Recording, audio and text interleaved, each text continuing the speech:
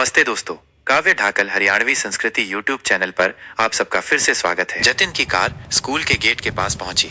जतिन गाड़ी से उतरने से पहले अपना बैग और बोतल संभाल रहा था। तभी गाड़ी के बाहर एक भिखारिन गोद में बच्चा लिए आकर खड़ी हो गई और शीशे पर खटखट करने लगी।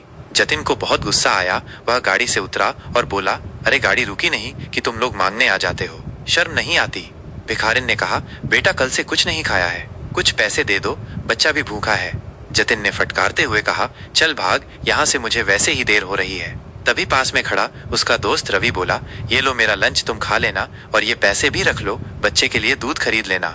रवि को देखकर जतिन थोड़ा सा झेम जाता है। वो भिखारिन खाना और पैसे लेकर दुआएं देकर चली गई। जतिन ने कहा, यार तू क्यों इन लोगों को सर पर चढ़ा लेता है? तुझे पता भी है कल से रोज तेरे पीछे पड़ जाएगी। वैसे अब तू खाएगा क्या खाना, और पैसे तो तूने उसे दे दिए। रवि बोला, हम जिस लायक हैं हमें औरों की मदद करनी चाहिए। आज का लंच तेरे टिफिन में से खा लूंगा, क्यों नहीं ख्याल आएगा क्या?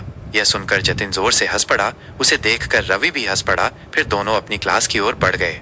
अगले दिन से रवि ज्यादा खाना लाने लगा और उस भिखारिन को देने लगा। जतिन को यह सब पसंद नहीं था। एक दिन उसने रवि से फिर बात की, यार तेरे पर पैसे फालतू हैं क्या, जो इन लोगों पर लुटाता रहता है? रवि बोला, मेरे पास तो इतने पैसे नहीं हैं, लेकिन अच्छे काम के लिए कभी पीछे नहीं हटना चाहिए। मैंने अपनी माँ को सारी बात बताई, अब वो उसके लिए अलग से खाना बना देती हैं, साथ ही बच्चे के लिए भी कुछ न कुछ भेज देती हैं। अब तो इनसे एक रिश्ता सा हो गया है। मेरी बात मान, एक बार तू भी किसी की मदद करके देख, तुझे कितना मजा आएगा। जतिन कहता है, मेरे पापा कहते हैं कि हमारी मेहनत का पैसा हम किसी पर क्या लुटाएं। मेरे परिवार में कोई भी दाना वगैरह नहीं करता है, और अगर करता भी है तो टैक्स बचाने के लिए। रवि हंसकर जवाब देता है, ठीक है, अपनी अपनी सोच है, हम क्या कर सकते हैं। इस पर जतिन बोलता है, देख ये भिखारी ऐसे ही रहेंगे और तुझे भी लूट लूट कर भिखारी बना देंगे। मेरे पास तो पैसे की कभी कमी नहीं होगी, पर तेरा भविष्य मुझे खतरे में दिखाई दे रहा है। रवि कहता है, एक काम करते हैं, कॉलेज खत्म होने के बाद एक बार यहीं मिलने आएंगे, फिर बताएंगे कि कौन कहाँ तक पहुंचा। जतिन रवि से मिलने का वादा कर लेता है। कुछ ही सालों में दोनों दोस्त अलग अलग कॉलेज में एडमिशन ले लेते हैं और अपनी पढ़ाई में लग जाते हैं। कॉलेज के बाद दोनों बिछुड़ जाते हैं। एक दिन जतिन अपने स्कूल के सामने से गुजर रहा था। तभी उसने देखा कि स्कूल के पास ही एक छोटी सी दुकान है बच्चों के खाने पीने का सामान बेचने की। उस पर एक छोटा सा लड़का और उसकी माँ बैठे थे। जतिन पहचान गया कि ये तो वही भिखारिन है जिसे रवि अक्सर पैसे दिया करता था। उन्हें देखकर उसे रवि की याद आ गई, लेकिन वो उसे कहाँ ढूंढे। कुछ ही देर में वो अपने ऑफिस पहुंच जाता है। ऑफिस में उसका मैनेजर जतिन से मीटिंग करता है। सर, आपके पापा के जाने के बाद पूरा बिजनेस ही बैठ गया। एक गलत साइट पर बिल्डिंग बनाकर सारा पैसा डूब गया। अब एक प्रोजेक्ट है, अगर ये हमें मिल जाए तो काम बन सकता है, वरना 2 महीने में कंपनी और घर दोनों नीलाम हो जाएंगे। जतिन बोलता है, माइनस मैं जानता हूँ, पता नहीं किसकी नजर लग गई हमारे बिजनेस को। आप इस प्रोजेक्ट की डिटेल मुझे भेज दो। कल उस नए इंजीनियर से मैं खुद मिलकर उसे प्लान समझाता हूँ। हमें किसी भी कीमत पर यह प्रोजेक्ट लेना ही पड़ेगा। अगले दिन जतिन जल्दी से तैयार होकर प्रोजेक्ट की फाइल लेकर सरकारी दफ्तर में पहुंच जाता है। वहां वो इंतजार करने के बाद इंजीनियर के कैबिन में पहुंचता है। जतिन बोलता है, माइनस सर, ये प्रोजेक्ट रिपोर्ट देखिए, हमसे अच्छी बिल्डिंग कोई नहीं बना सकता, एक बार देख तो लीजिए सर। तभी वो गौर से देखता है, ये तो उसका दोस्त रवि था। उसे देखकर जतिन बहुत खुश होता है। रवि भी सीट से उठकर उससे गले मिलता है।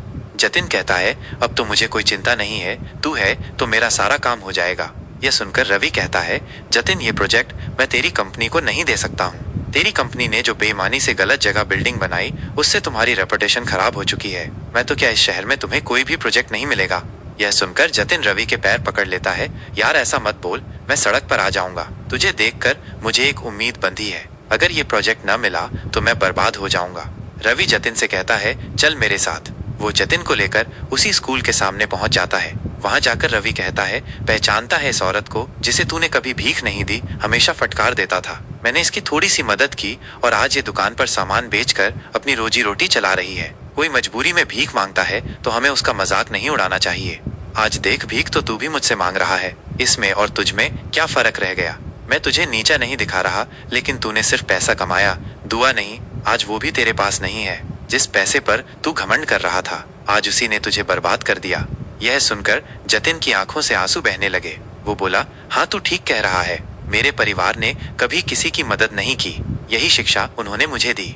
रवि जतिन को लेकर उसी दुकान पर पहुंच जाता है। वो औरत उन्हें देखकर उनके पास आ जाती है। भैया आप आइए, बैठिए, मैं अभी आपके लिए कुछ लाती हूँ। रवि बोला, नहीं माँ जी, मैं तो बस आपसे मिलने आया था। कोई परेशानी तो नहीं है? वो औरत बोली, भैया आपके कारण हम भिखारी की जिल्लत से बाहर निकल आए। मेरा बेटा अब स्कूल जाता है, यहीं पास ही में हमने एक कमरा किराए पर ले लिया है। मैं अपने बेटे को पढ़ाकर आपके जैसा अफसर बनाना चाहती हूँ। पूरी जिंदगी भी लगी रहूं तो आपका एहसान नहीं चुका सकती। उनसे मिलकर जतिन को भी अच्छा लगा। वहां से कुछ दूर जाकर वह बोला, रवि अब मैं किसी से भीख नहीं मांगूंगा, नए सिरे से शुरुआत करूंगा, ईमानदारी से, और अपनी कमाई का कुछ हिस्सा दान जरूर करूंगा। रवि बोला, अगर तू सच्चाई और ईमानदारी से काम करे तो ये प्रोजेक्ट मैं तुझे दिलवा सकता हूँ। जतिन अपने दोस्त के गले लगकर रोने लगता है। इन आंसुओं में उसका घमंड भी बह गया है। दोस्तों, कहानी कैसी लगी कमेंट करके जरूर बताना। वीडियो को लाइक और चैनल को सब्सक्राइब जरूर करना, और ऐसे ही इंटरेस्टिंग वीडियो व कहानियां सुनने के लिए हमारे चैनल को सब्सक्राइब जरूर करना। वीडियो को लास्ट तक देखने के लिए बहुत बहुत धन्यवाद।